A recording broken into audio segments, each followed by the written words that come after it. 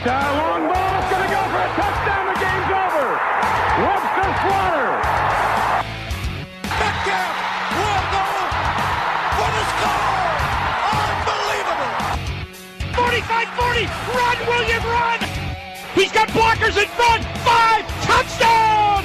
Joshua Cribbs turns disaster into a score. Sight wants it all on this one for Logan, and he is there. Jim Brown to the 30. Jim Brown is going to go in for another touchdown. The Cleveland Browns select Baker Mayfield. Wow. It is Baker Mayfield.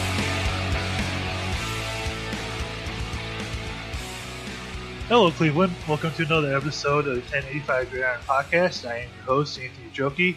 And as always, I'm joined by my co-host, Jack McCurry of North Coast Sports. How you doing today, Jack? I'm doing great, man. Big week for Browns football. The dress rehearsal's coming up on Thursday, and we got a lot to talk about today. We sure do. We had quite a bit of news over the weekend. I guess we'll start with the biggest thing, and that is that Josh Gordon is back with the team after a 3-4 week absence of being away. He took some time to focus on his mental health, and it's nice to have him back on the practice field. He's not eligible to play right away, from what I understand, but he's able to practice and do team meetings and do all the conditioning and that kind of stuff. With Josh finally back, are you really looking forward to see how this offense can piece together? And we've seen a few of their weapons so far, and adding another weapon to Josh Gordon, how much are you looking forward to watching that? Oh, I'm absolutely excited. I think, having Gordon back in the mix, granted he can't play right away, and we'll talk about that here in a second, but, to have him back out there with Jarvis Landry, with David Njoku, with the running backs that we have, with Callaway, with Higgins, this offense, along with the leadership and the guidance of quarterback Tyrod Taylor, watching how this offense could potentially be, a top 10, top 15 offense if everything goes smoothly. It just has me excited, looking forward to the season a lot more. And, hopefully everything is going great with Gordon, off the field. Hopefully he's in the right mindset because, while, we got to see how good the offense could be without him, having him back on and knowing how much of a freak he is, it just makes me more excited for this upcoming season. Yeah, it's definitely something interesting to watch with him coming back because, we saw what happened when he came back. I want to say that was 2014 with Brian Hoyer and then forcing him to football. Hopefully, I don't think Taylor will do that. Taylor's much more careful with the football. He won't force things. He just doesn't turn the football over. So I don't think they'll have that kind of issue this time around. Why can't Josh, you alluded to a little bit, but why can't Josh play right away? Well, when the announcement came out on Saturday, I was at work, and then they said, the reports started to trickle in. They were like, Gordon right now is only eligible to be in team meetings and do conditioning. And I'm like, why are they doing this again to not only Josh, but to the Browns? But, I'm pretty sure when he took a step back, this was part of the NFL, helping Josh and helping him and helping the Browns deal with what was going on. He's still in the drug program. We all know that just because of his repeated offenses. So this is a way to help Gordon ease back in to the football world again after taking some time back, much like he did last year when he was reinstated last November. They eased him back in. They just didn't push him back out there right away onto the field. So right now, Gordon is eligible to be in team meetings. He's allowed to be at practice. He just can't participate on team drills or, just like going out there and doing plays. Right now, he's working out on the sidelines. There was videos yesterday of him doing some weight conditioning with Denzel Ward, who had a day off yesterday to rest a sore ankle. And it's pretty much the doctors that he has that are administered him by the NFL. Once they clear him to practice, then Gordon will be allowed to practice. From everything I've heard and from seeing things on Twitter, I feel like that's going to go very quickly. And once he's cleared to practice, then I think we will see him. We won't see him this week against Philly, But I think that fourth preseason game, I think Gordon will get out there some. And if everything goes well, which I would have hoped to, but you never know with Josh Gordon, he should be ready by week 1 against Pittsburgh. Yeah, you took like the next 3 questions out of my mouth about him, potentially playing in that fourth preseason game and being ready for week 1 against Pittsburgh. I think he'll be ready week 1 for Pittsburgh. I think they're going to try to keep him under wraps as much as possible. I think he'll maybe play just a couple series in that week 4 game as long as everything goes well. So I'm really looking forward to having him back on this offense, and with him, the Njoku and Duke and Hyde and Landry, and Callaway and everybody else, I think is something that we could actually be excited for.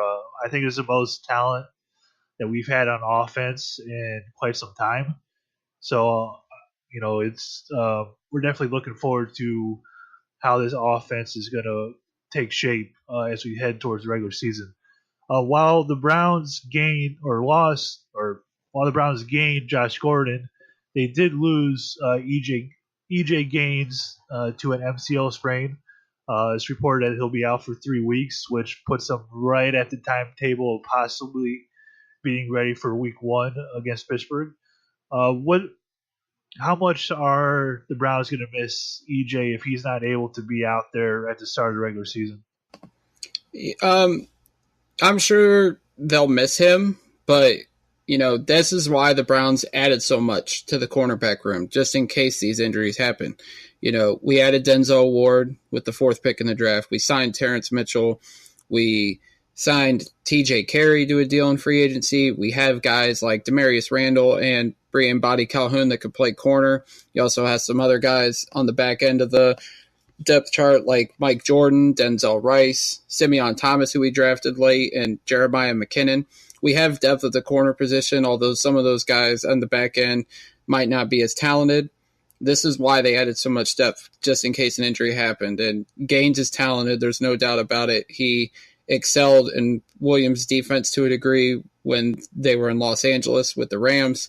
And then he also had a good season last year with the Bills before injuries got in the way. But I would expect he won't be ready for week 1 against Pittsburgh, but I would fully expect him to come back and be ready for week 2 against New Orleans. But, like I said, this is why we have depth at positions for things like this.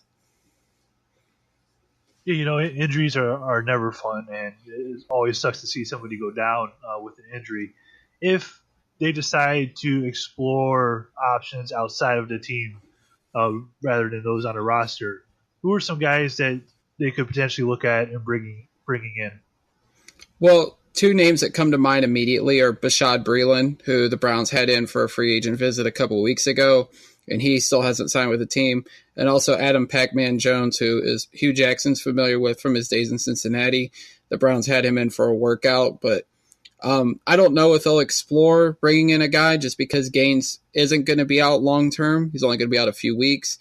So they might just look to give guys like Mike Jordan, Rice, Thomas, McKinnon the additional reps and, let Mitchell and Carey battle out for the other starting spot and just let it play out. I mean, if he was going to be out longer, like if it was a potential season-long injury, then maybe they would bring in a Breeland, but I don't think their mindset will change just because of a minor injury like this. It'd be interesting to see if they bring those guys in or one of them.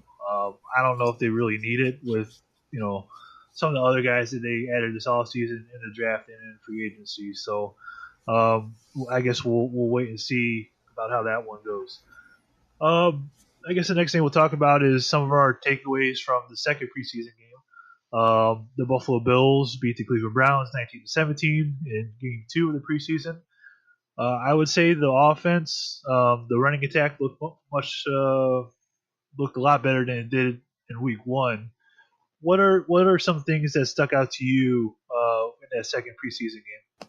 Well, I mean, you just said it, the running attack. I think, we talked about it on the last episode, and when we recapped the Browns' first preseason game against the Giants, we talked about how the running game was not very good, and obviously Todd Haley and the offense, they decided we're going to run the football. We're going to show everybody we can run the football, and we will run the football at a productive level this season. And Carlos Hyde, right out of the gate, I think it was a 70-yard drive. He had 41 of those yards, and then Duke Johnson added some more. He had a big run, which could have gone for 6, but he tripped up heading towards the end zone. But just to see them guys run the ball with an emphasis, the offensive line looked great. I know people were kind of worried about Austin Corbett. He looked settled in. Chris Hubbard, who the team added at right tackle this offseason, he was dominant with some great blocks. I thought the offensive line looked great, and I thought that Hyde and Johnson looked really great. And then Nick Chubb, when he came in with the second string, and he, put the Giants game in the back of his mind and went ahead and had a productive game as well, with 53 yards and a touchdown. So I thought the running game was really great. And also, the first team defense, they went out there and proved, granted, Buffalo didn't look that promising. Their offensive line looked putrid, but the defense attacked that 4 possessions, and they forced the Bills to punt 4 times. So those are my 2 biggest takeaways from the game. On that first drive for the Browns, they did score a touchdown, and I'm sure you saw it because it was probably all over Twitter at that point. The block that Jarvis Landry had, as a crackdown block that he had on the defender, it kind of stirred up some talk in the Buffalo Bills locker room after the game. Micah Hyde commented on it. He said it was a dirty hit. Everybody's cheering and saying what a block and all that. But if the league is really trying to make this spot safe, they take that out of the game. Because you cannot run full speed as a number 1 receiver and just come down and crack a guy on a hash. That's ridiculous. All you had to do was step in front, pick him a little bit. If that's a defensive player doing that to an offensive player on an interception, he's getting thrown out of the game. Was the hit to you? Was the hit that Jarvis Landry put on Teron Johnson dirty? No, not at all. And this was a debate this morning on Ken Carbon and Anthony Lima's show. I've seen it so many times because it's been all over Twitter since Friday night. It was a legal play. And I think, obviously, as Browns fans, we've been on the other side with dirty plays and how our players have gotten hurt or, have been potentially been hurt. I know that I think it was Daryl Ryder who was on with Carbon and Lima reference back to James Harrison when he knocked out Colt McCoy and knocked out Cribbs and Massaquoi during those days when the Browns would battle the Steelers, and how we thought Harrison was such a dirty player. It's nice to see on our side that our guys are being physical and making smart football plays. It was a legal play. Landry went shoulder to shoulder. It was above the waist. It wasn't a dirty move. So I can understand why Bills players are upset, and I'm sure Bills fans were livid that he made a play like that and put one of their players in a situation where he got hurt. But it's football. It's going to happen. It's a violent sport. These plays are going to happen. If it was a legal play, then I could see why people would complain. But it was a completely legal move, and Landry wasn't at fault. With the referees calling every little thing in terms of leading with the helmet this preseason, I'm sure you saw the example from the Vikings game this past weekend. That was absolutely ridiculous. If you haven't checked it out, I encourage you to go look at that one. With them calling all of that, I think they're really keeping an eye out for this stuff. And if they thought the Landry hit was dirty by any means, I'm sure they would have called it, because they are being oversensitive to any kind of hit in the preseason. So if they thought that it was dirty by any means, there would have been a flag. That's just how it's been so far this preseason. You mentioned the Buffalo Bills not looking so good early on in those first 4 drives, and that was all when A.J. McCarron was in there. Can we thank Sashi Brown enough for screwing up that paperwork and not giving up a 2 and a 3 for A.J. McCarron? Oh, I mean, we always talk about statues. Maybe someone could erect a tiny little statue for Sashi Brown for that, because him messing up, and I'm using air quotes when I say that, the paperwork on that McCarron trade was, if that was his departing move, then that might be the greatest departing move in the history of the NFL. It still boggles my mind that Hugh Jackson, and for that matter, Jimmy Haslam, was willing to let go of a second and third round pick for A.J. McCarron. That it just still baffles me to this day, and it's been almost a year. McCarron, I will say, he was playing behind an awful offensive line, and it's unfortunate that he got hurt, but I just don't see how Hugh Jackson thinks he could have been the savior here. And obviously, I don't think the Bills thought he could be the savior, but he did not look like a guy that could be a bridge quarterback, which a lot of people were saying he could be. I think at the end of the day, he wasn't going to be the starter because you've seen how Josh Allen was able to move the second team down the field against our second team. It just looks like he's got the far superior talent, and it just looks like he's the quarterback of the future for the Bills if everything goes well. Yeah, I thought Josh did a very good job on Friday night with the second team while he was in there. I'm curious who they're going to start because I don't think they want to rush him out there too quickly. Josh is still very raw as a quarterback, so I don't know if if he's someone that you really want to rush out there. The Browns are taking their time with Baker Mayfield, and Baker is light years beyond where Josh Allen is right now in terms of being an NFL quarterback. So I hope the Buffalo doesn't rush him, but with their options right now with A.J. McCarron and Nathan Peterman along with Josh Allen, I wouldn't be surprised if he's in there by week 4, maybe even starting week 1 for the Buffalo Bills. One of the main reasons the Bills went 3 and out 4 straight times to start the game is the Browns defense, particularly the pass rush, was absolutely incredible. I think we're finally seeing everything pieced together, and having that front seven so far this preseason, they've just been absolutely phenomenal, and hopefully it's something that could absolutely carry on into the regular season. And one of the biggest things that has struck me so far is Jannard Avery is just an absolute monster. That dude is all over the football field. There was a play early on in the game where A.J. McCarron was scrambling to his left and was going out of bounds. The closing speed that Jannard Avery had was absolutely insane.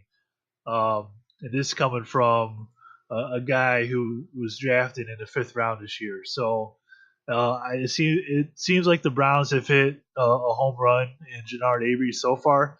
I know guys like Stephen Thomas and Jeff Lloyd were raving about him before the draft. So I'm really glad that the Browns actually did draft him, and you're seeing on the football field how good he really can be. Absolutely. I was excited when the Browns took him because, watching what he did at Memphis, it was unbelievable. But it seems like the coaching staff is absolutely high on him for a 5th round pick to already getting first team reps. It just shows you what kind of athlete it is and how much trust that Greg Williams and the coaching staff has in him. He's not going to start, but obviously they're putting him in on sub packages where he's going to be able to be in there as a pass rusher when they're able to move guys like Agba and Garrett inside, or Chris Smith, who was another free agent addition.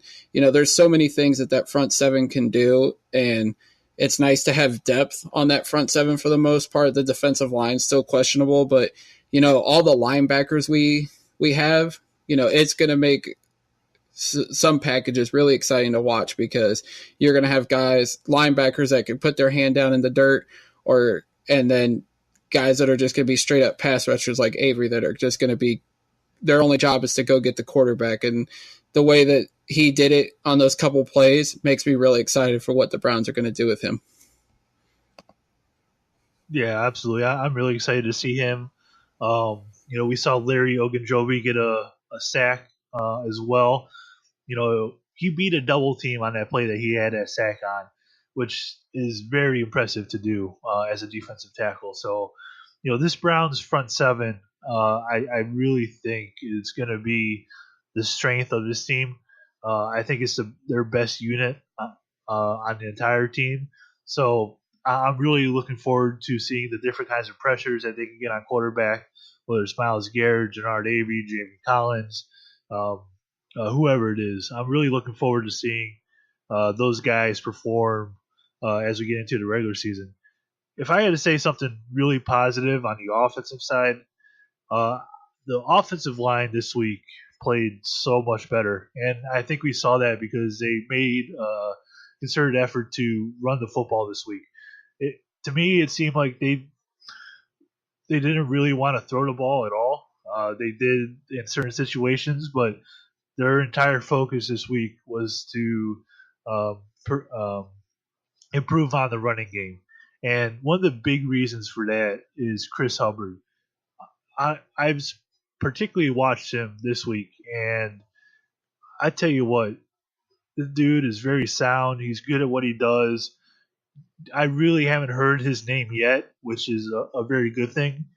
Typically, you hear names of offensive linemen when they're not performing well. Did John Dorsey hit a home run with Chris Hubbard here in free agency? I think so. I remember exactly where I was when the report surfaced that we signed him. I was on the treadmill at the gym, and I seen the name Chris Hubbard. I wasn't familiar with him by any means, but did my homework, seeing that the Steelers loved him. He was used all over the offensive line. Then seeing what the money that the Browns paid for him, I knew that obviously they did their homework on him. They thought that he would be a good fit here, and obviously he has slid into that right tackle position and made it his home. And I think the fact that you haven't heard anything about him just shows that he's come in, he's done his job, and he's performed at the high level, and he's living up to the amount of money that the Browns invested in him. Obviously, I can't say that about his backup currently right now, Sean Coleman, who we'll get to later on. But, the offensive line is gelling right now. Add the fact that Kevin Zeitler will be back within the next week or two, and that offensive line is shaping up to be good. I don't know if it'll be as great as it was with Joe Thomas gone from left tackle, but Bitonio is holding his own currently at the left tackle position. That offensive line is shaping up to be really nice, and the fact that you're not going to be concerned about it for the next couple years if all goes well just makes you feel really good that whether it's Tyrod at quarterback or the future with Baker at quarterback, that offensive line seems to be gelling quite nicely already. You mentioned Sean Coleman, and that's funny. I have him in my notes here too from watching the football game, and I wrote on here, Sean got to go. He almost got Baker Mayfield killed on Friday night when he missed that block that allowed the safety to have a direct line to Baker Mayfield. He's struggling a lot, and maybe a lot is even an understatement. Do you see a good scenario where he's not going to be on this team come regular season? I mean, there's no doubt about it. He's struggling right now. You're looking at it. He was the starting left tackle when camp started, and we're 3 weeks into it. And right now he's on the roster bubble. I don't think there's any ifs, ands, or buts about it. Coleman's struggling. You have Greg Robinson has been good for the most part so far. He's working his way into the second team, and even last week was taking first team reps. But Hugh said, don't read anything to that. I think they were just working on some things. And then you have Desmond Harrison, the undrafted rookie, who's showing his potential, but he's still raw, and they're still working with him. But Coleman's got to step up these next 2 games, or he's going to be out of a job come September 1st, and he's going to have to look for a new team because he's not performing up to the level that the Browns want him to. Yeah, we thought that he could potentially start at left tackle this season. That clearly didn't go well. They moved Bitonio over to the left tackle spot. They moved him back to right tackle, second string. I've heard reports of the rookie that they drafted, or maybe he's an undrafted free agent that came in. You'll have to help me out with that one. But that guy's been playing well. He's been impressing in practice. So, it's kind of looked like Sean Coleman might be on the outs when roster cutdowns come They're coming soon. I think the first batch is right after the third preseason game.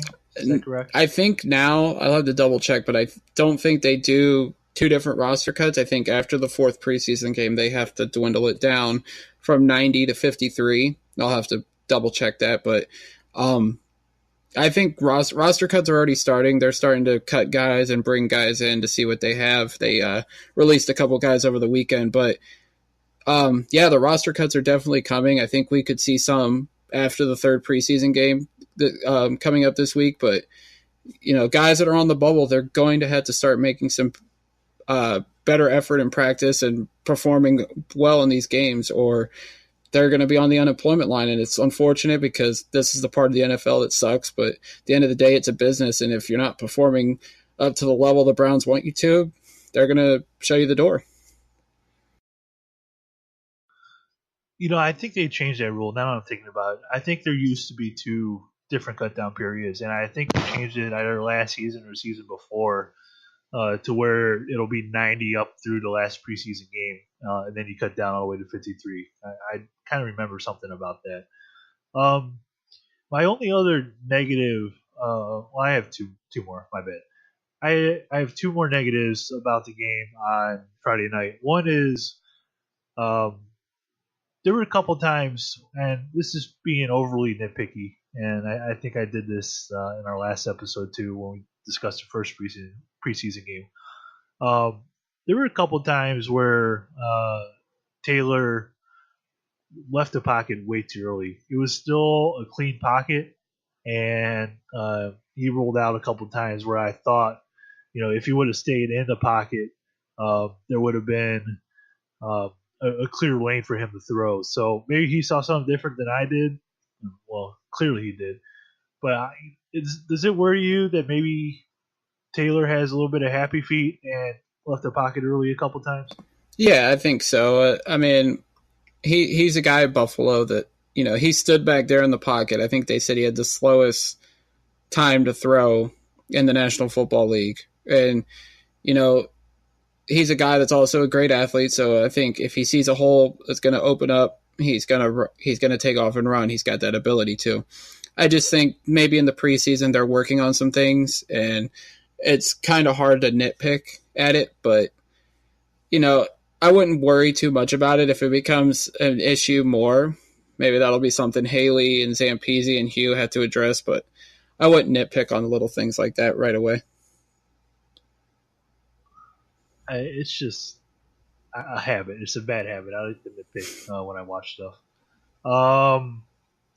My other negative for the game is a negative from game one, and I have a feeling it's going to be a recurring theme throughout the season, and that is the penalties. I don't know how many total penalties they had this week, but I know they had 3 offensive pass interferences.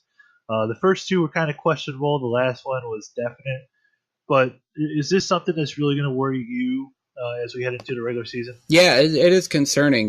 They did cut it down a little bit from the first game. There was 13 in the first game. There was only 7. The offensive pass interference calls, I don't think they were the right calls by the officials. I think it was Brendan Leister had tweeted out during the game that it was still legal blocks because the ball was thrown behind the line of scrimmage. I think the rest were just making quick judgments on that. But yeah, I think the penalties really do need to start cutting down more.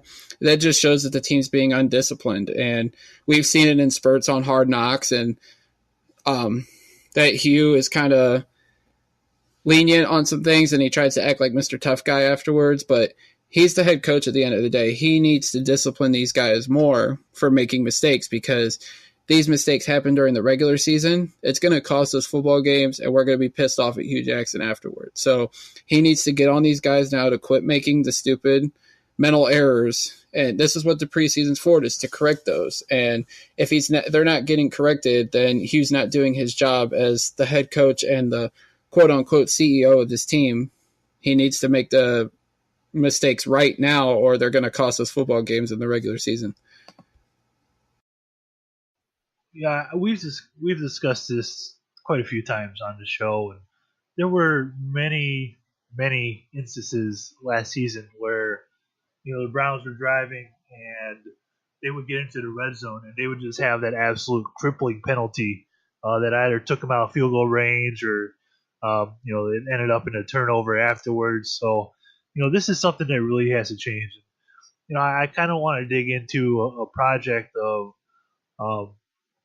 Greg Williams' time with previous teams. Same with Todd Haley too. See how their both their offenses and defenses ranked respectively in penalty yardage. I don't know if those stats are kind of available, but I'm curious if that reflects on those two as well. So that would be something interesting to dig into. But I think the penalties are definitely going to be an issue as we get to the regular season.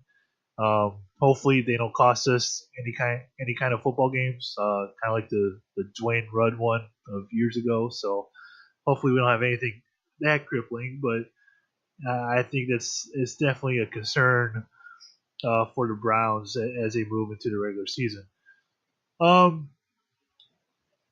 Looking at the special teams, we have a new special teams coordinator, and I think things have looked okay so far. What have you thought of Antonio Callaway and Jabril Peppers splitting time on punt return so far? No problem with that at all. They're both great athletes. They both can be utilized well in the return game. Obviously, the kick return game, pretty sure Matthew Days is still our kick returner, although that's subject to change if he doesn't make the roster or not. But, letting Peppers and Callaway split those reps at punt return is okay.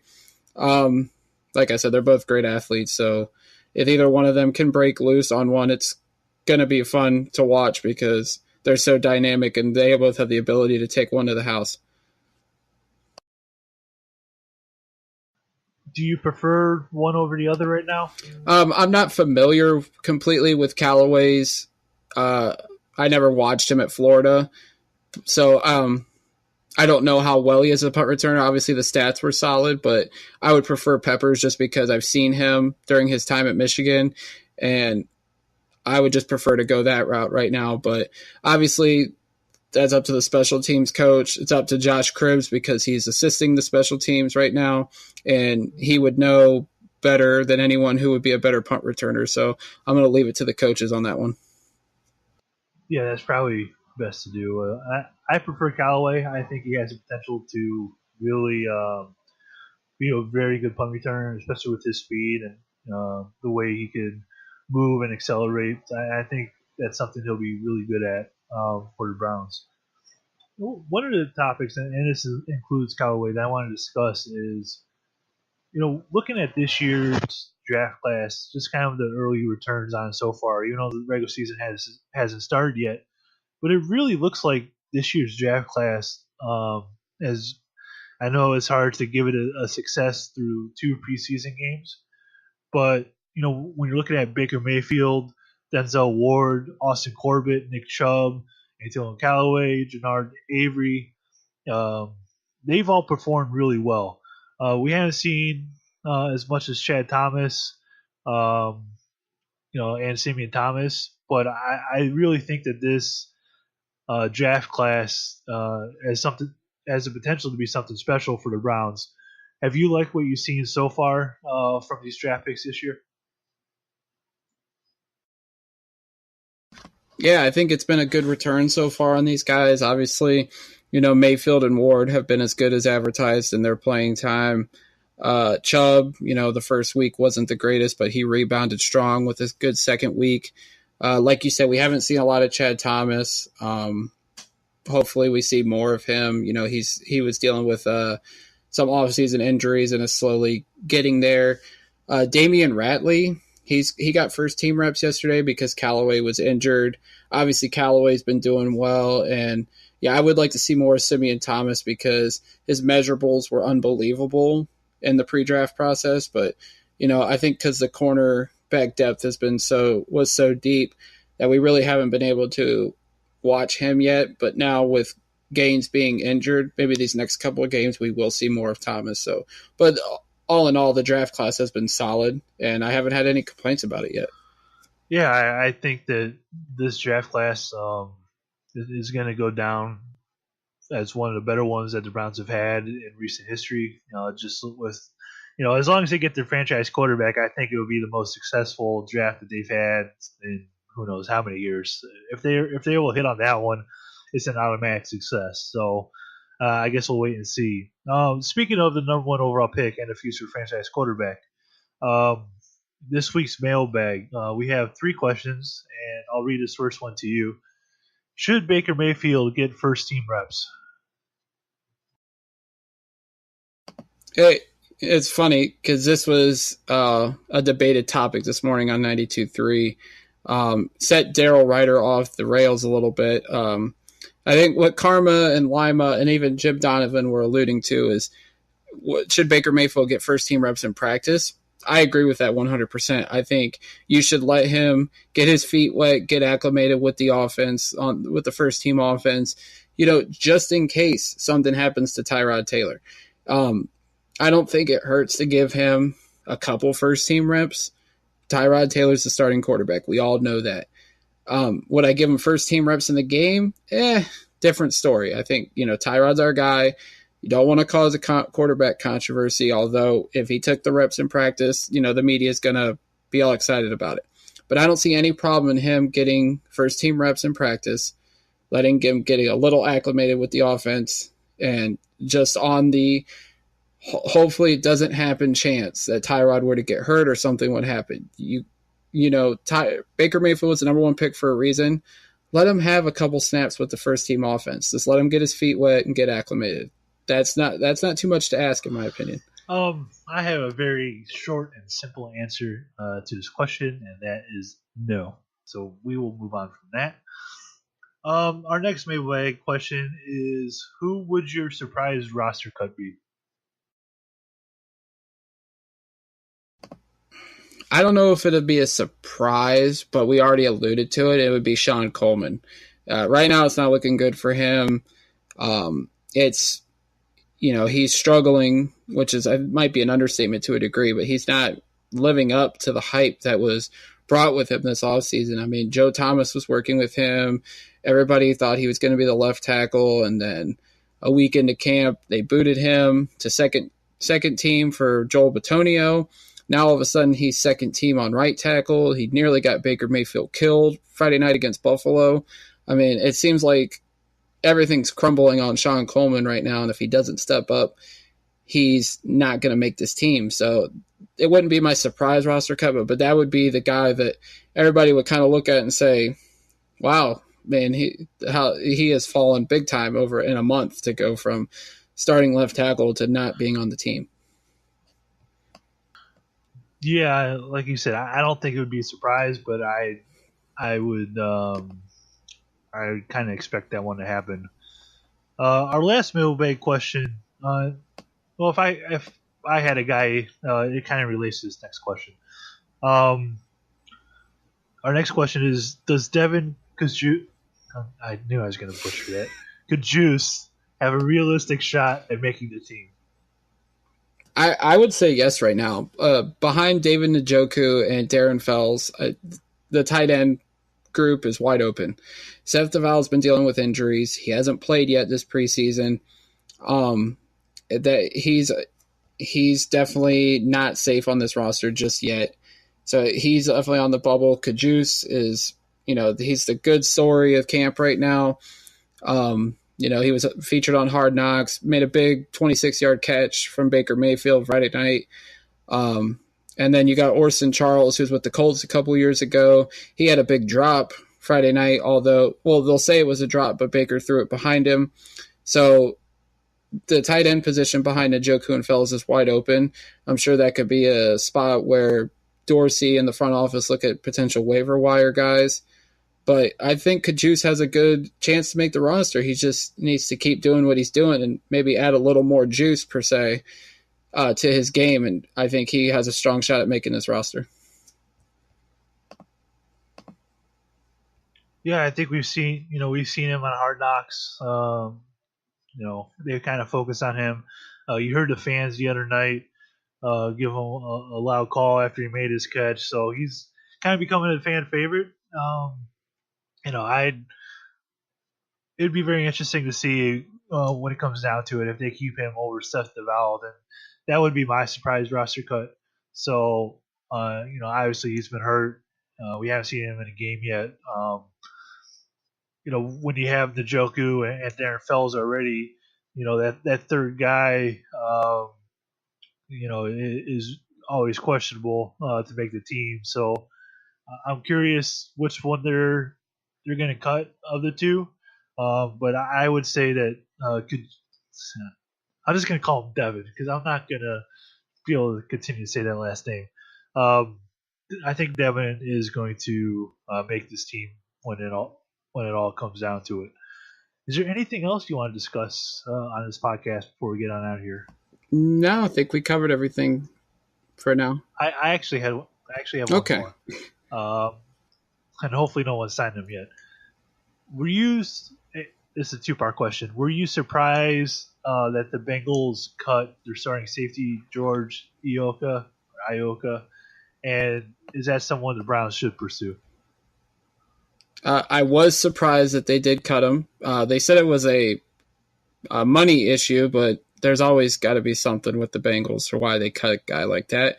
I threw it out there that I thought, maybe Hugh Jackson would vouch for him, but looking at the safety position, I don't know if we really need him. We have Randall, we have Bodie Calhoun, we have Peppers, we have Kindred. I don't really see a spot for him. Maybe if he could play corner, maybe they would be a guy they would bring in, but I don't really see a spot for him right now. He's a great player, but I don't see him having a need here. Maybe he goes to Minnesota because he's familiar with Mike Zimmer, and I think they have a need at safety right now. All right. If there's nothing else to discuss, do you want to go ahead and plug everything before we get on out of here? As always, you can check out my site, thenorthcoastsports.com, for all the latest on Cleveland sports as well as Ohio State, because we're really getting close to the opening of Buckeye season. And, of course, the whole Urban Meyer situation should be coming to a close this week. So we'll have the latest on that as well as everything Browns, Cavs, and Indians. You can follow me on Twitter at JMcCurryCLE, and also check out the other podcast myself and Anthony do where we talk Cavs, Indians, Buckeyes. It's the North Coast Sportscast, and you can follow us on Twitter at NC Sportscast, and you can find the podcast on all podcast platforms as well as YouTube. As always, you can follow 1085 Gridiron on Twitter at 1085 Gridiron. You can follow them on Facebook at the same address. You can find the podcast on iTunes, SoundCloud, Google Play, TuneIn, Stitcher, and the Overcast apps. Be sure to subscribe, rate our podcast on iTunes. We'd absolutely appreciate it. We're working on something to maybe we'll be on Spotify soon as well. So, and possibly iHeartRadio. So, we're always looking to expand our reach, and we appreciate everyone that listens to us. And as we get on out of here, I'll leave you with this, as I do with at the end of every podcast, and that is, go Browns.